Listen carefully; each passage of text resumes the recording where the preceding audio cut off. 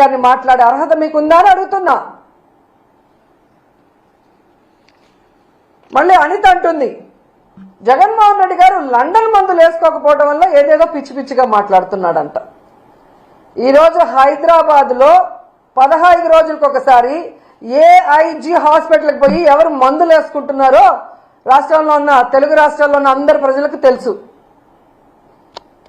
అబద్ధాలు కల్లార్పకుండా ఎలా చెప్పాలో అనేదానికి మందును కనిపెట్టి చంద్రబాబు నాయుడు మీ అందరికీ ఆ మందు ఇస్తున్నాడు కాబట్టే ఈరోజు మీ అందరూ కల్లార్పకుండా అబద్ధాలు చెప్తున్నారు తప్ప ఈరోజు మీకు దమ్ముంటే నేను వస్తాను, రండి. రాజమండ్రి మెడికల్ కాలేజ్కి వస్తారా, విజయనగరం మెడికల్ కాలేజ్కి వస్తారా, నేను ఇన్ఛార్జిగా ఉన్న మచిలీపట్నం మెడికల్ కాలేజ్కి వస్తారా, నంద్యాల మెడికల్ కాలేజ్కి వస్తారా, మీ పక్కనే ఉంది కదా వైజాగ్లో ఉంటావు కదా పాడేరు, ఆ మెడికల్ కాలేజ్కి వస్తావా? మెడికల్ కాలేజీలు అంటే ఎలా ఉంటాయి, ఎలా కట్టాలి, అక్కడ చదువుకుంటున్న మెడికల్ స్టూడెంట్స్ ఎవరెవరు అనేది డీటెయిల్గా మీకు చూపిస్తాను. దమ్ముంటే ఎవడైనా రండి, తీసుకెళ్తాను.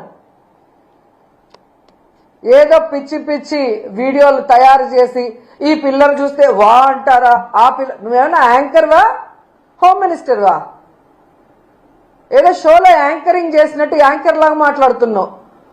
పిల్లలు చూసి వావ్ అంటారా అని. జగన్మోహన్